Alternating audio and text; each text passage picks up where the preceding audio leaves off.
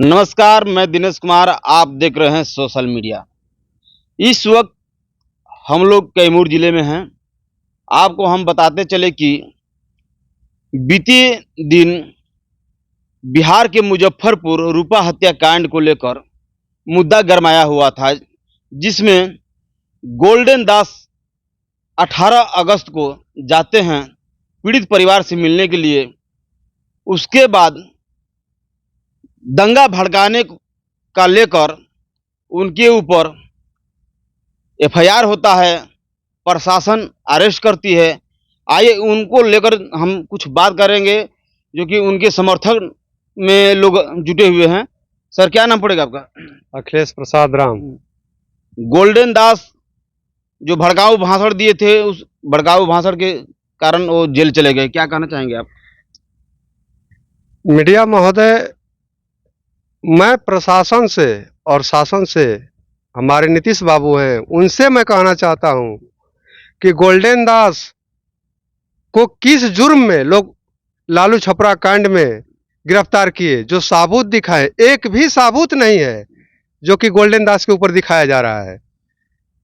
और यहाँ के भ्रष्ट जो अधिकारी, पुलिस अधिकारी हैं, मुझे कानून से कोई शिकायत नहीं है। कानून का हम लोग कदर करते हैं। हम लोग अम्बेडकरवादी हैं, अम्बेडकर विचारधारा पे चलते हैं। लेकिन प्रशासन से मेरा कहना है कि आप लोग, जो लोग गुंडई करते हैं, बहन बेटी की इज्जत लूटते हैं, दिन दहाड़े मार देते हैं, उनके ऊपर कोई कार्रवाई नहीं होता है। वो खुलेआम दिन दहाड़े घूमते रहते हैं। और हमारे बच्चा गोल्डन दास जी, जो गरीबों को, पीड़ितों को न्याय दिलाने के लिए आगे लड़ रहे हैं, और उनकी आवाज़ दबाने के लिए ये प्रशासन के लोग, कुछ नेता लोग मिलकर उनको जेल में बंद करवा दिए। और उनको छुड़ाने के लिए हम लोग, चाहे कुछ भी करना हो, उनके लिए हम लोग सदा तैयार हैं। चाहे छोटा आंदोलन करना पड़े, रोड जाम करना पड़े, चाहे बड़ा आंदोलन करना पड़े, लेकिन उनको छुड़ाएंगे। और जो प्रशासन से मेरा अनुरोध है कि जो लोग इसमें प्रशासन का मिली भगत है, उनको तत्काल जांच करके, सीबीआई जांच करके उनके ऊपर एफआईआर दर्ज हो SC ST के तहत, और उनको निलंबित करके उनको सख्त सजा दिया जाए। वहाँ के प्रशासन के द्वारा बताया जा रहा है कि वो कुछ बयान, भड़काऊ बयान दे रहे थे। सर, हमको तो मीडिया से यही पता चला कि भड़काऊ बयान में तो कुछ नहीं दिए। ये मिला है कि वहां जब गोली चार्ज हुआ तो गोल्डन दास जी बोले हैं कि सर गोली चार्ज हो रहा है। जो वहां के थानाध्यक्ष महोदय जी थे, वो बोले कि हम संभाल लेंगे। फिर गोल्डन दास के ऊपर एक ऐसा भड़काऊ भाषण का इल्जाम लगाया जा रहा है। क्या लग रहा है, प्रशासन की मिली भगत है क्या इसमें? एमा पूर्णतः 100% मिली भगत है प्रशासन की। तो देख सकते हैं, जब गोल्डन दास प्रशासन के साथ मौजूद थे, फिर भी उनके ऊपर आरोप लगाया गया। लोगों का कहना है कि साजिश के तहत प्रशासन और यादव समाज के वहाँ मिली भगत से गोल्डन दास को फंसाया गया। इनके समर्थन में कुछ महिला लोग भी जुटी हुई हैं, उनसे भी हम थोड़ा बात करने चाहेंगे। थोड़ा दिखा दीजिए। महिला लोग हैं। गोल्डन दास जी जेल चले गए हैं, क्या कहिएगा? उन लोग को सजाए मिलना चाहिए। किसको? वो जो जेल दे रहे हैं ना, उसको सजाए होना चाहिए। जो रूपा हत्याकांड का जो दोषी है, पकड़ा गया है, लेकिन अभी उसको कोई सजा नहीं मिला। क्या मिलना चाहिए? उनको सजाए मिलना चाहिए। जितने जो दलित परिवार है ना, वो पार्टी है ना, वो सब लोग को मिलना चाहिए सजाए। उनको रूपा पार्टी को हत्या में। अच्छा, इनका कहना है कि जो वहाँ के उपद्रवी भी हैं, उनको सजा मिलना चाहिए, और गोल्डन दास को न्याय मिलना चाहिए, जो कि एक दलित का लड़ाई लड़ रहे थे गोल्डन दास। आपको और हम बताना चाहेंगे। थोड़ा इधर आइए सर जी, इधर आइए। गोल्डन दास एक मसीहा थे दलितों का। बेटी बहनों के साथ कोई भी छेड़छाड़ होता था तो तुरंत एक्शन लेते थे और प्रशासन से आंख में आंख मिलाकर बात करते थे। सर क्या लग रहा है अब ऐसे करने से देखिए, जो हमारे गोल्डन भाई थे, कोई भी पीड़ित परिवार हो, वो किसी जाति विशेष पे नहीं थे, वो चाहे किसी जाति समुदाय का हो, जो पीड़ित परिवार उनके पास जाता था, उनको तुरंत प्रशासन से मिलके, चाहे किसी भी तरह का माजरा हो, उसको हैंड टू हैंड न्याय, मुआवजा और जो दोषी था उसको जेल के सलाखों के पीछे डालने का काम करते थे। आज उसी का नतीजा ये मनवादी विचारधारा के लोग आज उनको अपने षड्यंत्र के तहत आज फंसा कर रखे हैं। लेकिन एक कान खोल कर सुन ले मनवादी विचारधारा के लोग, एक गोल्डन नहीं जेल गया, कुछ दिन में जेल भरो आंदोलन होगा और कितने को आप जेल में रखोगे? एक गोल्डन नहीं, कितने गोल्डन पैदा करके चला गया गोल्डन, और मरा गोल्डन नहीं है, कल गोल्डन आएगा। और एक बात और है, मीडिया वाले हमको दिखा रहे थे कि गोल्डन दास कान पकड़कर माफी मांग रहे हैं। गोल्डन दास माफी नहीं मांग रहे हैं, अपने जनता के लिए, अपने जनता को बचाने के लिए, जितने उनके जनता इच्छुक हैं, समर्थक हैं, सबको बचाने के लिए वो कान पकड़े हैं। ऐसा बताया जा रहा है कि गोल्डन दास को जबरदस्ती कान ढके और उठक बैठक करवाया गया और जो उनसे कबूलनामा करवाया गया। हाँ। क्या लग रहा है, सत्य है क्या? ये सत्य है। और मैं ये बार बार कहता हूं नीतीश कुमार जी से, जो हमारे मुख्यमंत्री वर्तमान में हैं, कि जितने भी भ्रष्ट अधिकारी हैं, अच्छी तरह से सीबीआई जांच करके और उनको सख्त सजा दी जाए, नहीं तो इसके खिलाफ अगर आगे तक हद से पार जाना होगा तो अभी तो हम लोग बाबा साहब के विचारधारा पर चल रहे हैं। जिस दिन बाबा साहब के विचारधारा से हट गए, उस दिन ईंट से ईंट बजा देंगे गोल्डन दास के लिए, चाहे इसके लिए खून की नदियां न बह जाए। गोल्डन दास के लिए जन आंदोलन की तैयारी चल रही है, उसके लिए हम लोग भरपूर समर्थन में हैं, चलेंगे, रोड जाम करेंगे, न्याय दिला कर रहेंगे, गोल्डन दास को बाहर निकाल कर रहेंगे। बच्चा बच्ची महिला सब पुरुषों ले करके हम लोग जाएंगे गोल्डन दास को बारे में। ऐसा है कि हम लोग पीछे नहीं है, आगे आगे जो चल रहा है गोल्डन दास भाई ना, पीछे से हम लोग पूरा परिवार लेके चल रहे हैं, पूरा भाई। तो देख सकते हैं गोल्डन दास के समर्थन में महिला क्या कर रही हैं, अपने पूरे परिवार लेकर हम लोग चलेंगे, क्योंकि गोल्डन दास मेरा भाई, बड़ा भाई, मेरा मसीहा के रूप में, मैं मसीहा के रूप में मैं देखता हूं, क्योंकि गरीबों का वो आवाज था और साजिश के तहत उसके फंसाया गया उसे। तो आइए इनसे भी भैया से बात करना चाहेंगे। गोल्डन दास सर क्या कहना चाहेंगे गोल्डन दास को लेकर? गोल्डन दास के सर हम लोग कहना चाहते हैं कि ये अंधेरे उनको फंसाया गया है। पुलिस प्रशासन जबरी उनको लाठी डंडा से पीट पाट के झूठा उनसे कबुलवाया कि ये करना है, वो करना है, ये सब गलत कर रहा है। गोल्डन दास कुछ भी वहाँ पर नहीं बोले हैं, गोल्डन दास कुछ भी नहीं बोले हैं। वहाँ तक गए हैं प्रोग्राम करने के लिए, बाकी वहाँ के पुलिस ने सब इल्जाम लगा के गोल्डन दास को उनको जेल अंदर कर दिया।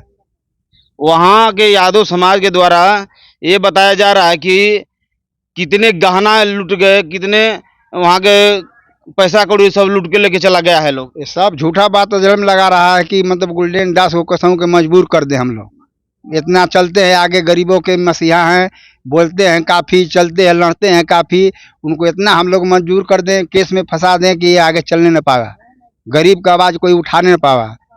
मतलब कि अपना अपना सब विचार बना के यही कुछ काम कर रहा है सब लोग। तो ये आपको साजिश का पूरा बदबू आ रहा है कि नहीं? साजिश में हाँ, साजिश का बदबू आ रहा है, सब कुछ पता चल रहा है कि ये गलत काम लोग कर रहा है। हाँ, जब गोल्डन दास साथी में थे तो फिर दंगा भड़काने की कहाँ वहाँ? अरे वहाँ सवाल कौन था कि पुलिस वहाँ पर है कि यहाँ गोल्डन दास कुछ बोल नहीं रहे हैं, बाकी ये लोग फंसा रहे हैं, झूठा इल्जाम लगा के कि गोल्डन दास बोले हैं। गोल्डन दास बोले हैं काहे के लिए भाई? सब झूठा बात है।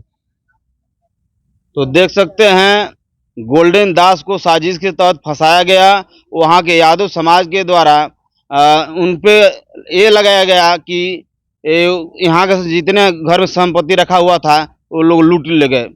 जब लूट ले गए तो स्पॉट पे प्रशासन पकड़ी गोल्डन दास उनके समर्थकों को, तो वो लूटा हुआ सामान है कहाँ? वो होना चाहिए ये प्रशासन भी सवाल खड़ा होता है। आइए सर से हम फिर बात करना चाहेंगे। मैं अपने भाई गोल्डन दास के लिए एक बात मैं पूछता हूं मीडिया महोदय जी, अपने इस राज्य के मुख्यमंत्री नीतीश कुमार जी से, कि जो काम आज 77 साल में आजादी मिलने के बाद कभी गरीब गुरबा को, चाहे वो किसी समुदाय से हो, न्याय नहीं मिला, वो गोल्डन भाई आज कम उम्र में कम से कम कुछ नहीं तो लगभग हमको अंदाज है कि 50-60 से ज्यादा ही न्याय दिलवा चुके होंगे, जो न्याय ना भ्रष्ट अधिकारी दिलवाए, नो ये मुख्यमंत्री जी के जो शासन प्रशासन में है वो कोई नहीं दिला पाया। लेकिन गोल्डन दास जी ये संविधान के बदौलत सबको न्याय दिलाए। आज जितने भी न्याय पाए लोग हैं, जो नहीं पाए लोग भी हैं, आज उनके लिए मरने के लिए तैयार हैं। और प्रशासन से और नीतीश कुमार जी से मेरा अनुरोध है कि जल्द से जल्द गोल्डन दास जी को रिहा करें, नहीं तो इससे बहुत बड़ा आंदोलन होगा जो कि आप रोक नहीं पाएंगे।